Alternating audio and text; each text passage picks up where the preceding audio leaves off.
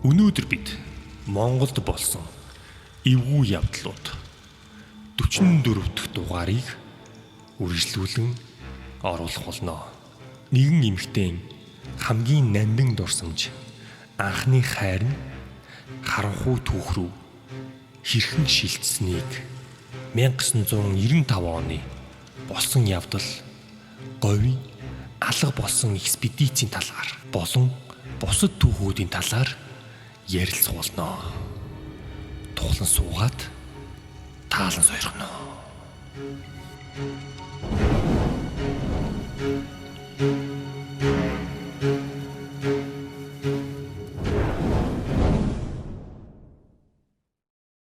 За guys, Монгол болсон эвгүй явдлууд 44 дахь дугаар ийхүү эхэлж байна. Өнөөдөр бидний уншаагүй үлдсэн хэд хэдэн маш сонирхолтой түүх бидний хүлээж байна. За ингэж бичлэгтээ орцгоё.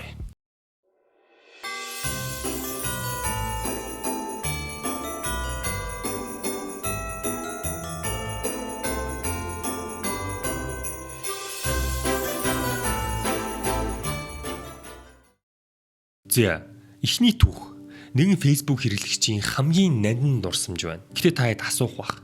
Яагаад хамгийн нандин дурсамж нь бидэнд тохиолдсон аимшигт явдлууд төр байж идэг үлээ гэд тэ. Одоо хамтдаа харцгаая. Сайн байцгаана уу? Өөрийн хамгийн нандин дурсамжаасаа та бүхэнд хуваалцъя. 2013 оны намар нэгэн аймагт аймгаа нууцлсан байна. Болсон явдал намайг дөнгөж дунд ангид ордог жил манайх шинэ хашаа байшинда нүүж ирсэн юм. Дээрээ хоёр ахтай өссөн хүн чинь хоёр ах маань гинэдл зэрэг оюутан болж яваад ганцаараа үлдэв. Хичээлээ тараад л гэртээ ирэхэд ээж аав ажилдаа явсан. Бараг өдрийн талыг гэртээ ганцаараа өнгөрүүлдэг байв. Тэр үед дэлгүүр явах, усанд явхад дандаа гудамд зөрдөг хөөхөн үеийнгийн хүү байдаг байлаа. Дан өндөр бовбор арьстай гялтгар нүдэрээ инээсэн алаг нүстэйгээд их л царайлаг хөөхөн инээдэг хүү байж билээ. Яад ч миний бага насыг л санагдуулаад байна да. Хаяа зөрхөөрөө минд мэддэг болоод удаагүй зуны амралт болоход найзууд болсон байлаа. Миний анхны хайр байлаа да. Гашуун байна. Бөөнөрө зэрэг гашуун байна. Тэр зунда намайг найз охин минь болооч гэж гуйж билээ. Гашуун байна. Надаас нэг ах болохоор ягаад ч юм их том хүүхэд чиг санагддаг байж билээ. Их дүлгөөхөн ааштай. Амьдралын талаар их л өөдрөг үзэлтэй хүү байлаа. Ганцхан хэцүү зүйл нь ээж нь их арх удах. За ингээл хэлж байгаа юм да. Ингээл амьдралын дайснууд гарч ирж байгаа юм да. Хойд аавна гэж бас архичин их гар хурч өөрийг нь ээжийг нь ч их тамалсан да. За ингээд хэлж байгаа юм да. Аав ээж маань хөөхий ярддаг байла. Хайрын хүү юм да. Ганц айлын ганц төрөл садан ч байхгүй. Тэглээгээд хичээлдээ сайн ирээдүйд их сайхан амьдрах хүүдээ гэдэл аа маань их сайн. Хаяа ийч явахта аваа зугаалчихна. Баяр ёслолоор ээж нь архитаад явсан хойгоор гэртээ оруулж ирээд цуг баярлчихна. Ах нарын хувцснаас ээж өвгөн хаяа ах нарын өрөөнд хонуулна гэд гэрийнхэн их сайн байлаа. Надад үнэхээр их анхаарал хандуулдаг байлаа. Хичээл орой таруул сургуулийн гадаа хичээлээ тараад хідэн ч цаг хүлээсэн юм гэмээр байдаг байжээ. Өөр сургууль юм байна тэр нь. Тэр үед ээж аав надад утас аваад өгсөн байсан ч тэр хүүд утас байдаггүй болохоор холбогдож чаддгүй байсан байх. Өвөл хүүтэнд цуг явах гээд манад өглөө эрт орж ирээд явдаг. Хичээл зааж өгдөг. Математиктаа их сайн хүүхэд байсан. Окей. Сайн ч загнана гинэ. Одоо бодоход үнэхээр зөв ирдэг байсан санагддаг юм а. Та нар зөв ирж байгаа цой. Математика хамт хийхээж үерхээрээ. Хар буруу санаагүй. Гэхдээ өөрөөсөө их намайг хайрладаг нь мэддэг байлаа. За гол ярианд орё гэж байна. Окей. Өрнөлтөд орсон ш. 2014 он гараад цагаан сарын дараахан Мартин 8 өнгөрөөд удаагүй байхад ээж нь хойд аавтай нарих хууж бөөн зодоо нүдэн болсон тэр шөнөл тэр хүүг үрд хараагүй юм да. Тэр өдөр манай ээж Танаа ээж өнөөдөр согтуу байх нь ойлгомжтой байхаа манад дулаан хоноод бууз идэх чинь дүү гэхэд зүгээрээ ээж өнөөдөр уухгүй байх гэд гэртээ орсон юм аа. Зүн гэж байдаг шүү дээ. Тэр шүн хойд аав нь ээж рүү хутга барьж дайраад одоо чамайг алчхъя гэд хүчтэй хутгатлах гэж байхад тэр хүү урдуур нь хамгаалж ороод зүрхэн тус газраа өөрөө маш хүн тутгуулуулад цус ихээр алдаж тэр дороо нарс барсандаа. Ямар амар эргэлттэй түүхээ бурхан минь. Хойд аав нь цухтаас нь маргааш нь баригдаж олон жилийн явл авсан. Ээж нь бол жоохон сэтгцийн асуудалтай хүн байсан болохоор удаагүй архиа уугаад хашаа байшингаа зараад алах болсон. Саяхан сонсохны 2020 онд өнгөрсөн гэж сонсогдсон. Ямар амар юм бэ те. Одоо хүртэл ийм хүмүүс байгааг олсоо. Гэхдээ архин толгоо ингээ мэдүүлсэн зүгээр хашаа байгаа хашаа байшингаа зараад үр хөвгтөд зовоогол ингээл явж байгаа те. Аимшигтай. Би хэдэн өдөр нүдээ хавтал уйлж байс хийгээд л үүдээр инээгээд ороод ирэх юм шиг санагддаг байж билээ. Тэр өрөө яагаад ч юм тэгээд манад хоноо гэд гуй шалгаад гэртээ хоноосон бол хүн амьд байх байсан юм гэсэн бодол надад ч ээжэд ч их бодогдож хэсэг хэцүү байж билээ. Ээж аа бид гурав зөндөө уйлсан. Бүр ээж маань нэг хүүгээ алдсан юм шиг санагдаад их л хуйлж байж билээ чааваас.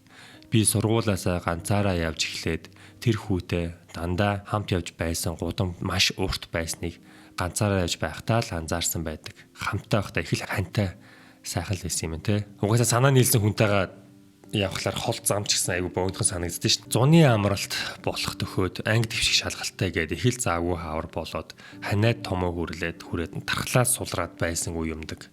Сургуулаас ирээд уун дуугаад буцаад номын сан явна гээд гэртээ ганцаараа байж байтал ах нарын жижиг өрөөнөөс тэнд хүн байгаа юм шиг хоолойгоо засах нь сонсогдож байна. Би ч айгаад сая түлхүүрээрээ онгоолгож орж ирсэн байхад юун хүн байдаг билээ гэд тэр зур зөндөө зүйл бодогддог юм билээ. Айсандаа хөдөлж чадахгүй. Хөдлвөл шал дуурах гад байгаа юм шиг. Ядаж утас том өрөөнд би гал тогоонд бүр айгаад л чичрээд л явж очихоор шийдээд очтол нэг бор шкаф байдаг. Тэр онгорхой байлаа. Гэхдээ их л том. Тэнд ах нарын хувцас байдаг. Аав ээж онгоолох шаардлагагүй байхад яг л хүн онгоолгоод хайсан мэтл томоос том дэлгээстэй. Тэрнээс хойш үе гадаа 0 орохоор явхад хойноос хүн дагаад байгаа юм шиг орой айгаад дандаа аавтайгаа гардаг байлаа. Гэртээ ерөн л ганцаараа байж чадхаа байсан. Хин нэгэн цоо ширтээд байгаа нь хүнд мэддэгдээ 6 дахь мэдрэхүй маань хилээдж байх шиг. Хамгийн сүүлд гэртээ хараад гэртээ дахиад ганцаараа аав ээж хоёр нилээн оройтно гэд хамаатны нэг их чиг манад надтай цуг хонуулахар болсон.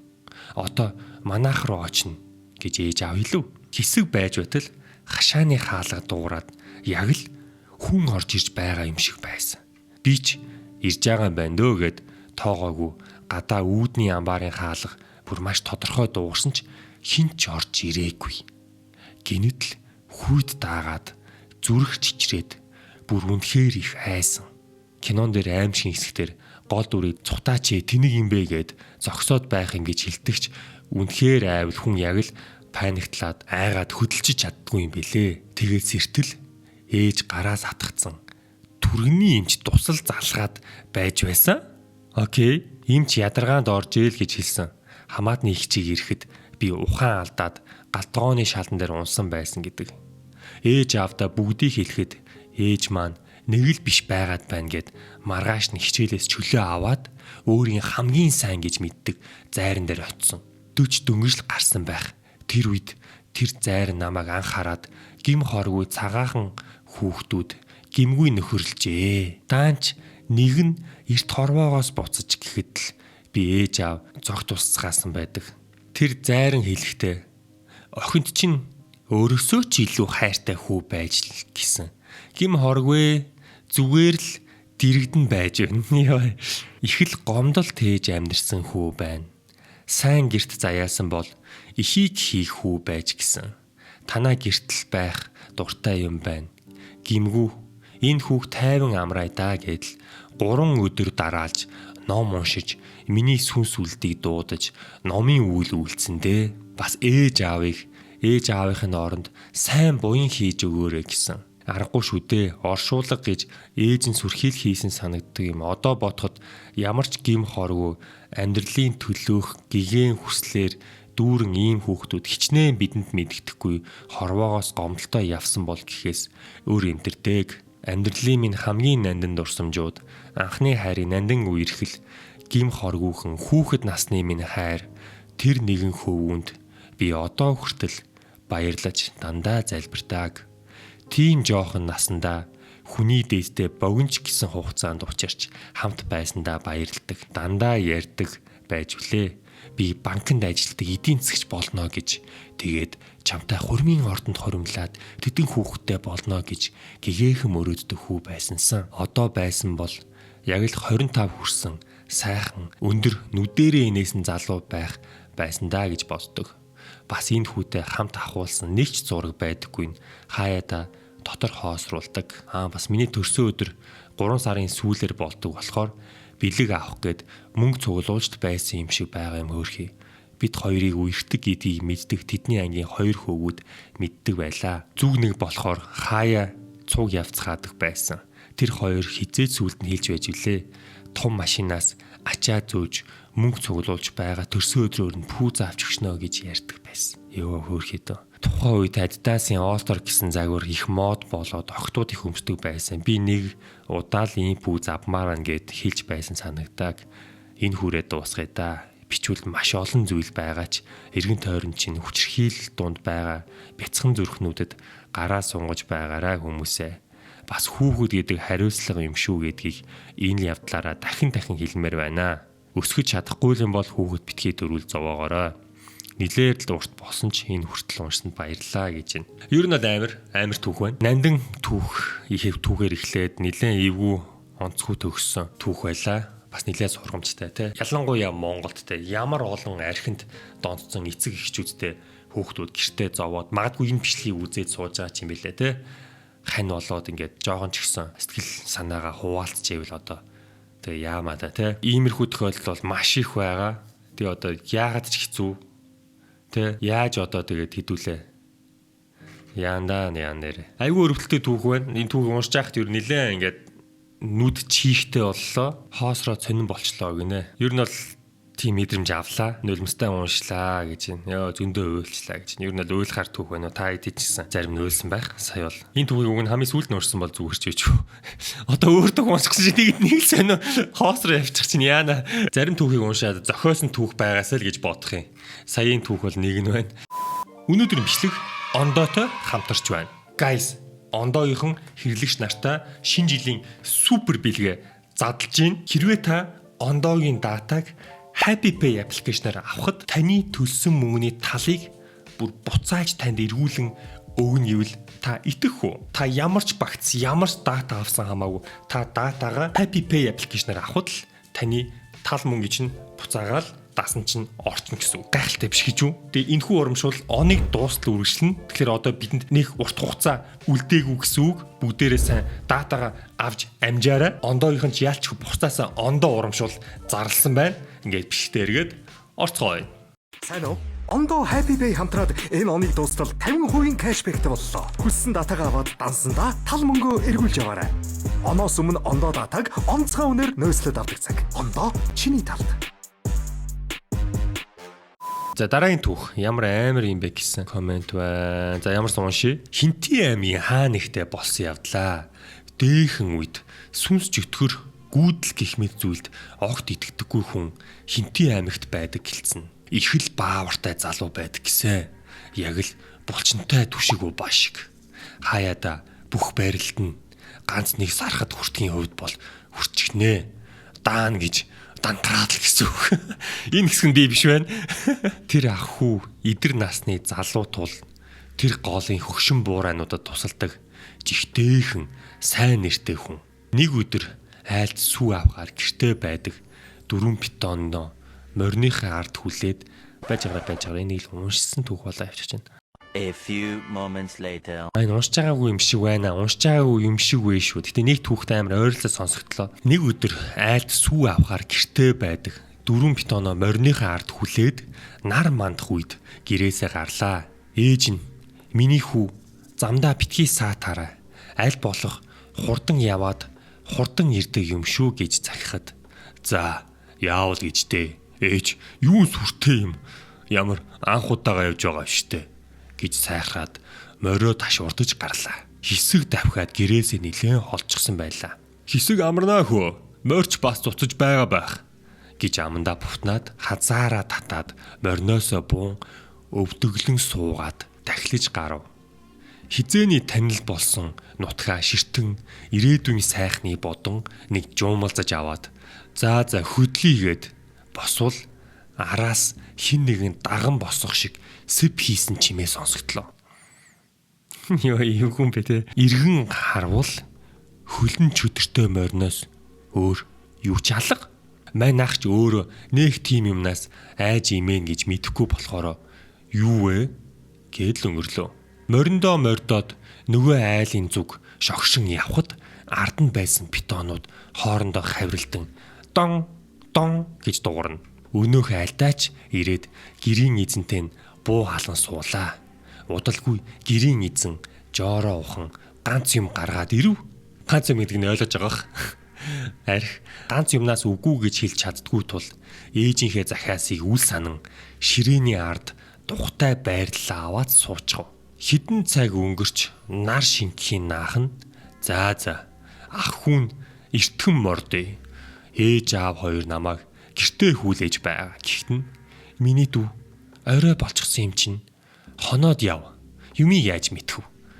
Гүйгүй болохгүй ах. Дүү нь одоо мордлоо гэд сайн нэг юм гэрээс гарлаа.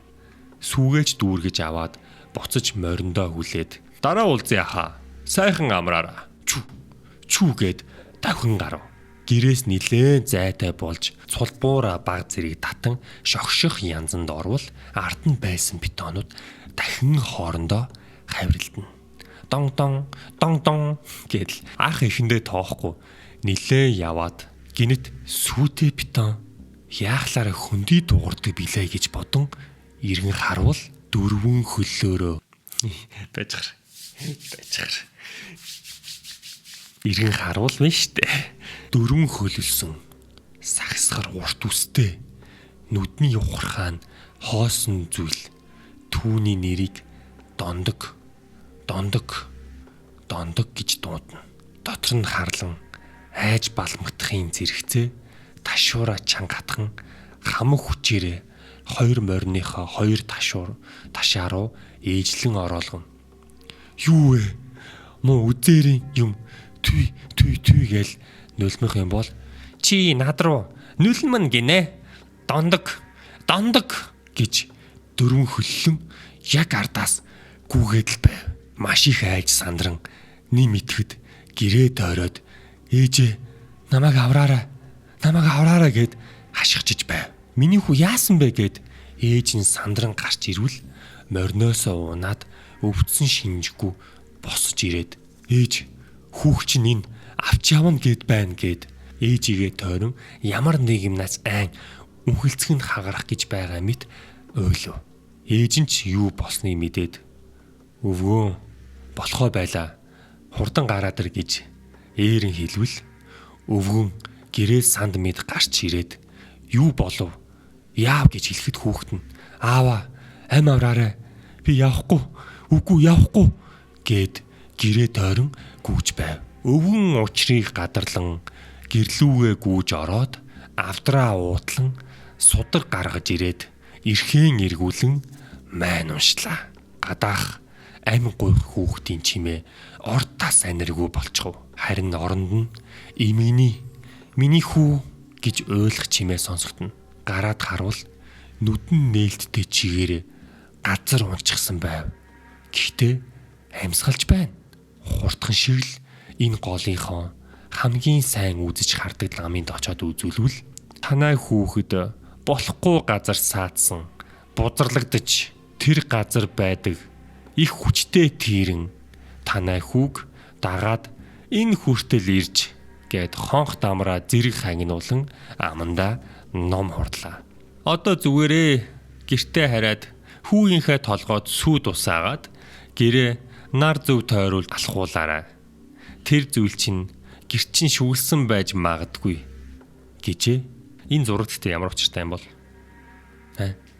Ямар нэг нууц байна уу? 12:21-ээс. Яг юу болсон юм? Ээж гэртээ байгаа. Гэрт ирэхэд ээж нь өвгөө гараад ир. Тийм. Архинаас цухтааж тэгж хэлсэн байх. Окей, тийм ээ. Бас тийм байж болох юм те. Тийм байна. Энэ түүх их олон янзаар яригддаг гинэ. Окей, ер нь алдартай түүх юм байна. Би багада дондог гэж жолооч хүн айлаас питантаас хүнүүд авч явхад нь араас нь дон дог гэж сүүний савнууд нь донслоход дуурахад айгаад улам хурдаа нэмсээр гэртээ ирээд хий хоосноос айснаа мэдсэн гэж сонсож байсан. Яг энэ түүхийг сонсч ирсэн юм шиг нэрэ. Дон дог гэд тэ. Яа тэр яг ард нь байсан юмыг дүрсэлдэг хэсэг дээр зүрхний цохилт хурцдаг байж тгийнэ. Эний юу юм бэ? Яагаад хоосон битoo ингэж дуурдаг вүлээ гэхлээр л би бүр шууд ингээл нүүтгэн зүгээр ингээ ардаас нь дон дог гэд яваадсан болов уу? Дагатай. Яа.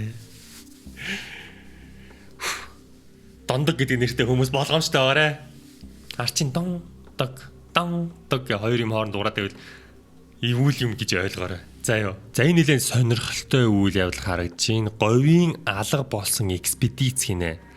1995 оны бодит явдал.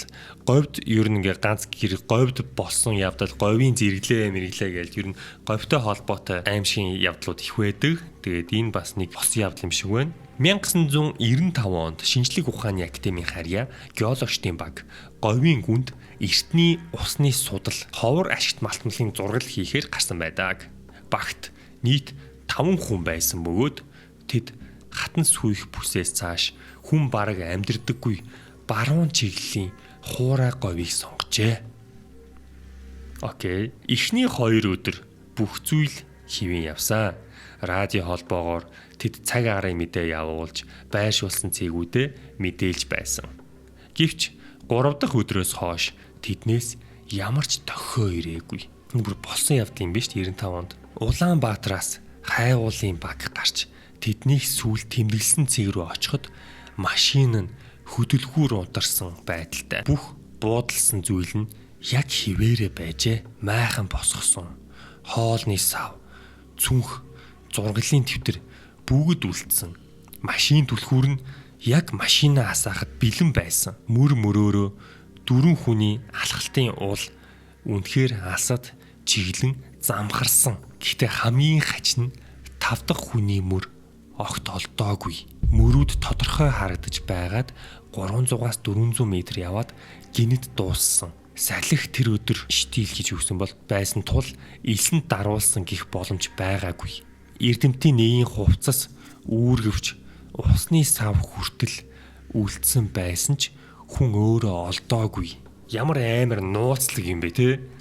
Энэ нөгөө юу шиг Дятловын бүс шиг Орсын тэр шиг сонсдод ах чинь хитэн хүмүүс багаар явж байгаад Орос сургуугаа алга болдог те. Хүүтэнд. Гэтэ тэр чинь бол бүр амар л та бүр зарим бүр амар олцсон шүү дээ. Цогцнууд нь. Энэ явдлыг шалгасан хүмүүс дараах зүйлийг тэмдэглэсэн гэж байна. Сүүлийн холбооны бичлэг дээр нэг геологч манайх руу гэрэл ойж харагдаад байна гэж хэлсэн. Ойролцоо ямар ч машин, гэр, малчны хончин байх боломжгүй газар байсан. Шөнийн дулаан нэмэх 18 градус байсан тул даарж осгох магадлалгүй. Ирэлд орсон ноход нэг цэг хүртэл хөөгөөд очиход огцом зогсоод цааш явахгүй болсон. Эрдэмтдийн багийн 4 гишүүн хэд хоногийн дараа өөр чиглэлд 20 орчим километр алсад олцсон. Эрдэмтдийн багийн 4 гишүүн хэд хоногийн дараа өөр чиглэлд 20 орчим километр алсад олцсон. Тэр хоорондоо хол тарсан байсан бөгөөд нэг ч хүн ямар учиртайгаар тэнд явсныг тайлбарлаж чадаагүй. Харь иргийнхэн аваад зүгээр ичиж шидэ зөөгөө ийцсэн юм шүү. Зарим сэтгэл зүйн цочролтой байсан. Хамгийн сүүлд олцсон гишүүнд л ганцаараа хэлсэн юм. Шүн гэрлийн цэг ойртож харагдсан. Бид машин руу биш. Тэр гэрлийг дагаад л алхсан. Хинч тэг гэж хэлээгүй. Гэтэ бүгд дагаад эхэлсэн. Окей. Гэрлэр хүмүүсийг ухаан санааг нь удирддаг эсвэл ховсдог ямар нэгэн технологи байх тийм үү? Харин 5 дахь хүн өнөөг хүртэл олдоогүй. Энэ явдлыг тухайн үед албан ёсоор байгалийн хүчин, орон нутгийн нөхцөл байдалтай холбоотой алга бололт гэж бүртгэсэн ч эрэлт гарсан хүмүүсийн олонх нь өөдрөөс тайлбарлах боломжгүй зүйл гэж ярьтаа гэж. Ямар эвгүй юм бэ те? 95 онд том байсан хүмүүс байна уу? Манай хөрсцүүл байна уу? Энэ явдлын талаар сонсч ирсэн үү? Хөрсцүүлч байх те. 70-80 оных нь л уг нь бол мэдхээр юм биш үү те? Биш 70-80 оных нь гэсэн чинь нэрээ 70-аад оных нь ч одоо бараг 50 гарсан юм уу? Oh my god, тийм шүү дээ. Эсвэл нэг таамаг байна. Нэг зөвүүн таамаг байна. Гэтэ жоохон dark заяа. Тавуул явж агаад ууж идээд муудалцаад нэгнээ бөөнөрөө цаашаа харуулад тэгээд банцсандаа түүх цохиож байгаа гэж болох юм. Нэгний газар булаад ч юм орхицсан тийм байж болох юм. Эсвэл харгаарийнхан ховстож авч яваад их тишээ буулгацсан. Тэгээд нэг нь шууд цаашаа шинжилгээнд оруулаад харийнхны дуршилтанд орох шинжилгээний хариу гарсан учраас аваа явсан. Ийм байж болж байна. Болсон явдал гэж бичсэн ч зохиосон шүү. Гой болох гээд хийхээ. Shit. Бүгдээрээ пранк дуулчлаа. Бүгдээр анх удаа пранк дуулчлаа. Болсон явдал гэж ямар итгэсэн гэж бодно. Нэг хүн ChatGPT-гээр бүр баталгаажуулсан байна. 1995 онд Монголын говь 5 геологч алга болсон гэсэн хүн тэмдэглэн үлдсэн бодит түүх байхгүй юм аа.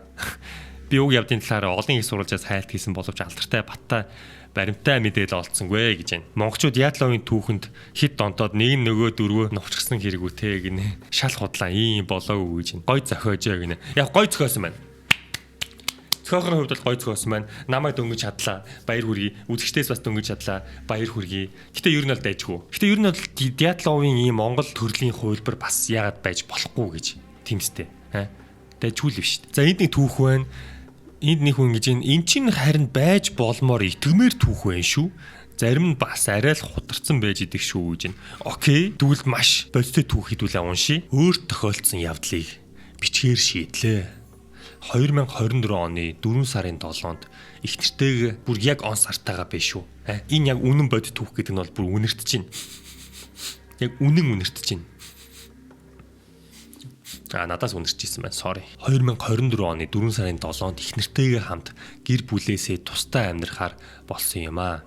Янз бүрийн байр хайж аль болох гайгүй цэвэрхэн байр хайж байгаад хам богд хороололд 2 өрөө байр сарын сая 300-аар байр оллоо. Анх зар хараад ярихад нас тогтсон ихч уцаар ярихад миний дүү хэр удах вэ?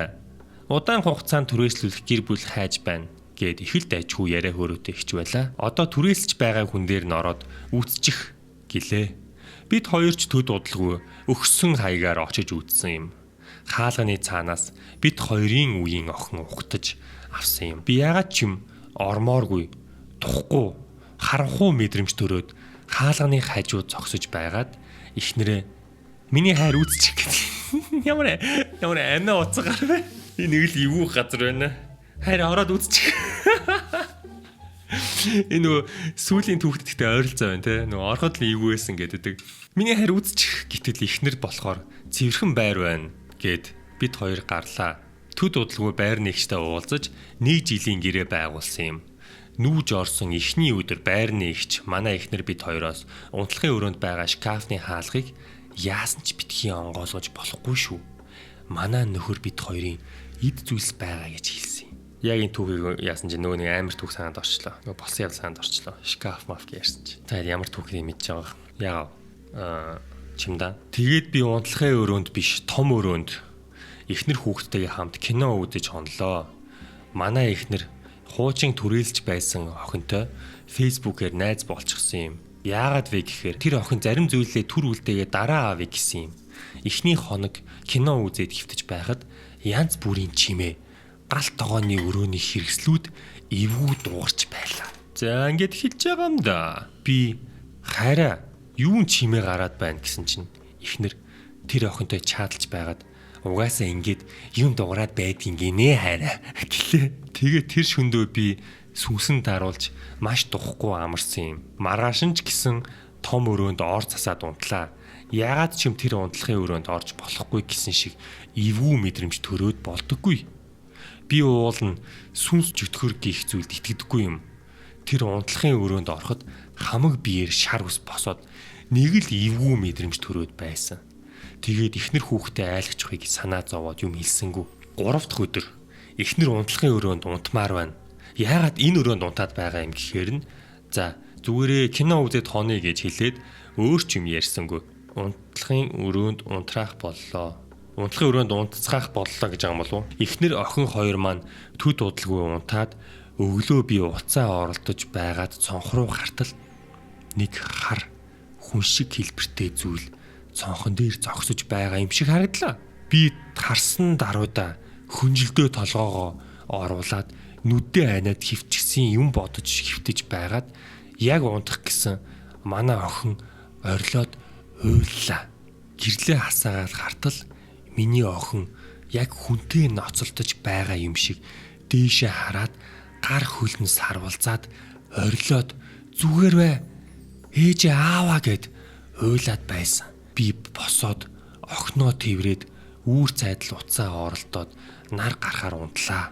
Өдөр сэрсэн чинь эхнэр намайг нойлын өрөөнд дуудаад чи үсээ будсан юм уу гэлээ. Би гайхаад юу үсээ будах яасан гэсэн чинь угаал дурын доор улаан өнгийн аяганд үсний будаг сан байдаг юм байна. Би эхнэрээсээ нөгөө охиноос асуу хараа гэсэн чинь би орсон өдөртөө нойлын өрөө бүгдийг цэвэрлсэн. Тэгээд юу ч гэсэн асуугаад үүсэх хайраа гэлээ. Тэгсэн ихнэр нөгөө охинтой холбогдоод энэ улаан үсний будагтай сав чиний хүү гэсэн. Үгүй ээ минийх биш гэдэм байна. Бид хоёр гайхаад байж исэн чинь нөгөө охин би та хоёрт л гэж хэлэхэд наад байр чинь сүнстэй эртхэн гэрээгээ цуслаад гарсан дээр шүү гэдэм байна. Манай эхнэр нэрээ юу гэсэн чинь тэр охин би ганцаараа амьдардаг байсан. Орой ирээд унтах гээд хөвтөж байхад том өрөөнд хүмүүс юм яриад инээлдэд байдаг. Бас хог шүүрдээд хевсэн доороос умааны бадихум гэсэн цаас булан тоогоос байн гарч ирдэг. Унтаж байхдаа дандаа орноос ундаг. Тэгээд бүр болохоо байгаад гарсан юм гэлээ. Тэгээд манай ихнэр ярьж дуусаад арай гэж гайгүй байранд орчоод юу гэж гарах уу гээл надтай ярилцаж байгаад бид хоёр юу ч гэсэн хит хоног харж үзье гэд шийдсэн юм. За өстой буруудаа эн чин чарна. Ер нь бол хит хоног харъя гэсэн шууд явах хэрэгтэй. Кинон дээр шууд явах хэрэгтэй гэх тийм үү? Тэр орой ихнэр галтгоонд хоол хийгээд би зурагт үзээд сууж байтал манай охин миний хажууд ирээд нүүрээ дараад суучглаа. Би айгаад байна гэд би яасан миний охин гэсэн чинь намайг хадны манга айлгаад байна гэж жижиг өрөөрөө заагаад та явуул та аава гэд миний гарнаас хөтлөөд орлоо. Тэгээд би хаана байна гэсэн чинь байхгүй болчлоо гэд болдоггүй. Манай эхнэрийн ах бөө юм да. Залгаад асуутал би маргааш очиж үзэх хэрэгтэй байна гэд маргааш нь ирсэн юм. Энэ байранд 2 хүний сүнс хоригдсон байна. Нэг эмэгтэй амьдралд дэндүү хайртай хүн байж ажил явдал нь дутуу болоод гацчихсан байна гэсэн. Нэг эрэгтэй настай хүн байна гэсэн. Энэ шкафны хаалгыг нэ улаан өнгийн ном шиг зүйл ч юм уу дурсамж байна гэлээ. Тэгээд түлхүүрийн нэвдээд онгойлгож үзэхэд нэрэл улаан өнгийн ном шиг зүйл хуучны хувцас болон жаастай зургууд байлаа. Тэр улаан ном шиг зүйлийг дэлхийд үзэхэд дотор нь баахан хөгшин хүний хуучны зургууд байдаг юм байна. Эхнэрийнх нь ах та хоёрт л гэж хэлэхэд хүүхдтэй хайртай бол бошуухан эндээс энүү. Би энэ өрөөнд өнөөдөр унтаж хоноод хит хоног аргалаад өгье гэлээ. Төд удалгүй босож ирээд ах нь энд унтаж чадахгүй юм шиг байна. Хажуунаас унтуулахгүй байна гэд гараад явчихлаа. Би шууд багын найзаа дуудаад тэр шөндөө хамт хонлоо. Юунс тэр байрандаа хонох дуртай юм битээ гайс. Яаж хонох газар байхгүй юм болов? Найздаа юу ч гэж хэлсэнгүй. Ямар зэвүүн найз. Би нэр жоохон зэвүүн гарав шүү. Ихнэрээ хайраа орчих харин нөгөөр нь унчих мунчих гэж хэлнэ. Өөр найз майздаа юу ч хэлэхгүй авчирна. Найздаа юу ч хэлсэнгүй. Тэгээд манай найз өөрөө Ман чинь энэ жижиг өрөөнд унтчихъя гэд унтчихсан. Өглөө танаа энэ жижиг өрөөнд чинь эвгүй юм байна гэд босоод ирлээ. Яаж байна андаа гэсэн чинь нүдний буланд юм харагдаад байгаа юм шиг тухгүй унтаж чадсангүй гэдэм байна. Тэгээд манай найз гэрлүүгээ явчихсан. Би их нэртэй байрны ах эгч хоёрыг дуудчих ярилцаж үзье гэж бодоод дуудлаа. Өдөр ороод ирлээ. Би та хоёроос юм асуух гэдгийгсэн. За тэгтэг гээл өөдөөс хараад суучглаа. Би энэ байранд орсон өдрөөс хойш хүүхэд шүн унтахаа байлаа. Энэ жижиг өрөөрөө заагаад хадны мангаа авч явна гэд айлгаад байна гэд болтгүй. Манай охин хизээш тийм ярьдаггүй. Энэ байранд асуудал байгаа юу гэд ивээр асуулаа. Тэгсэн шууд өөдөөс нөхөр нь миний байранд ямар ч тийм байхгүй. Юу яриад байгаа юм гээл хикёк хийгээд болдоггүй. Хоёр би рүүгээ хараад ямар сони юм гээл инээлдэд мангар хүмүүс шиг байж байснаа. Имэн гинэт энэ байранд бол хүн хүч байсан үнэн гэснэ. Урд нь түрээлж байсан хүний ихч нь үхсэн юм шиг байна лээ гэдэм байна. Миний нурууны араас шар ус босоол явчихлаа. Яасан юм гэсэн чинь имээ шкафнаасаа юм авах гээд өмнө түрээлж байсан хүнтэй холбогдож чадахгүй 2 сар гарan уцааж авахгүй холбогдлгүй удсан гэж байгаа. Тэгээд нэг шүн гадаа явж байсан гэрэл нь асгаар нь яваад орсон чинь гэрээс нь дүүрэн хүмүүс уйлаа майлаа болчихсон. Нэг зурганы өмнө лаа асаачсан лам ном уншаад хүмүүс сууж байсан гэсэн. Юу ч ярилгүй шкафнаасаа юмаа аваад гараад явсан. Өөр зүйл бол мэдэхгүй ах эгч хоёр нь та гурав гарахаар бол эртгэн хэлээрээ л гэж байна. Тэгээд бид хоёрч баг зэрэг тайвшраад тэр энэ өмнөх чаталж исэн охин асуудалтай байсан гэсэн үг те. Тэр охиных нь таньдаг хүн асуурсан юм тийм үү? Ээж юм юм. Хэд хоногоос өөр байр олоод гарахаар шийдлээ. Тэр шүн унтаж байсан зүудэнд нэг эмэгтэй тагтан дээр зогсоод миний юм байгаа гэд уйлаад би ч цочоод сэрчглээ. Өглөө тагтан дээр нь юм янзалж байсан чинь хар өнгийн ууданд шил дуураад гаднаас скотчоор битүүлчихсэн ууттай юм байна. Онгоолгоод үзтэл дотор нь баахан буйны шүдэнс шилтэй лаа байсан. Би шууд гаргаад хайсан. Тэгээд ажилдаа яваад орой ирсэн чинь ихнэр хайраа би нэг юм олсон. Энийг хардаа гэд нөгөө байрны ихчийн фейсбુકийг үзүүлтэл аав минь өнгөрөөд 2 жил боллоо гэсэн юм пост хийсэн байсан. Эхнэрийн ах эрэгтэй хүний сүнс байна. Их хүчтэй. Энэ шкафанд сүнс нь хоригдсон байна гэсэн. Тэгээд миний бодлоор ихч аавыгаа нас барахаар нь тэр шкафанд өмсөж байсан хувцас одоо медаль хамаг гэр бүлээрээ авахулсан зураг хийгээд тэрэнд нь аав нь хоригдсон юм шиг санагдсан. Хөөрхий тэр орой 2 найзаа дуудаад маргааш өглөө эртнүүн гэж хэлээд хамт хонсон тэр шүн бүр бидний явахыг мэдсэн юм шиг галтгооны өрөөний тавир дээр байсан аяг унж хангараал охины тоглож байсан шар шүн жижиг өрөөнд хангараал нойлд эвгүй чимээ гараал битгэд унтахгүй байж байгаа л өглөө гарсан. Хамаг юм аваад гэрлүүгээ харьсан. Одоо тэрэнд байранд ямар хүмүүс орсон бол гээл санаа зовдөг. Очоод хэлмээр санагддагч манай ихнэр тэр байр руу битгий зүглээрэй гэсэн. Цаашдаа залуу хосуудаа сэрэмжлүүлэг болгон бичлээ. Түрээсийн байр сонирхож байвал сайн судалж байж ороорой. Гой цэвэрхэн байрч гэсэн эвүүл байдаг юм бэлээ. Жич одоо бол янз бүрийн асуудалгүй амьдарч байна. Хаяа тэр байранд өөрийгөө байна гэж зүүдэлдэг гэж чинь. Ер нь бол эвгүй сонсогдож байна. Ер нь бол болгоомжтой хэрэгтэй.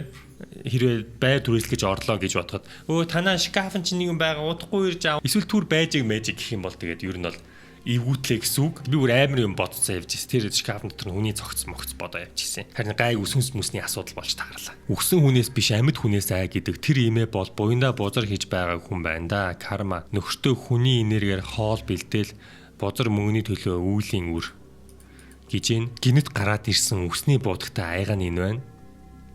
Ямар эвгүй юм бэ? Бинт бичлэг байна guys. Орж үзэхгүй яах вэ? Хүүхэд хардаг юм байна лээ гинэ. Явцсан. Миний охин ялаад байна. Яагаад вэ? Яг уу яйлаа. Одоо байна уу? Хаана?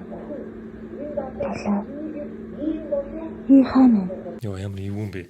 Охин хараад штт. Бүр бичлэг нь биш те. Одоо байхгүй юу? Одоо байхгүй. Яг уу.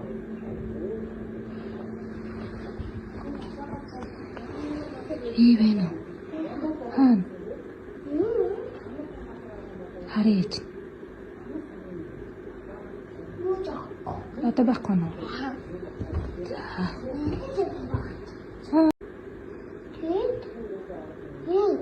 Тийм үү? Юу ч. Йоо ямар эвгүй юм бэ те. Бүр бичлэг зурагтайгаа Орсон айлд хэлсэн дээр те хөөхий бас л эвгүй байгаа даа гэж. Тэгэл дараагийн хохирогч нь санаж та очоод хэлчих би хаягийн заагаад өгье гинэ. Тийш. Надаа хаяг нөхчих юм уу? Бөөнөр хамт явах уу? Тэр байранд орж хонох уу? Жижиг өрөөнд нь. Хэрвээ 20,000 лайк хүрвэл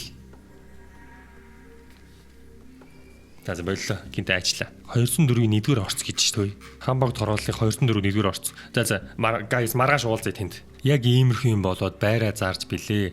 Түрээлж байсан хүн нь 0 дөнгөрчихсөн эвгүй шүү гэнэ. Ямар амар юм бэ ёо энэ байрны асуудал утчих. Хамбогдод байж байдаг. Уншмаар байдаг. Яах вэ гинэ?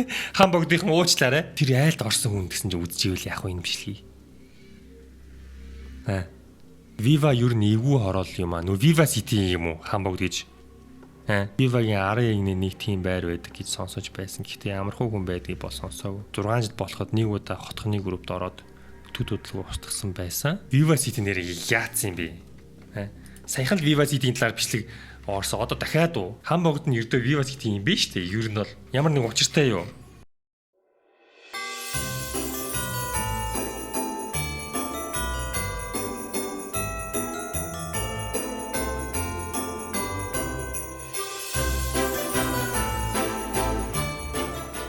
За өнөөдрийн түүхүүд ер нь бол зэвүүн түүхүүд байлаа. Тэгээд та бүхэн бүгдээрээ лайк дарж эцэг бүтгүүлэхээ мартав. Тэгээд дараагийн бичлэгээр уулзлаа. Түр баяртай guys.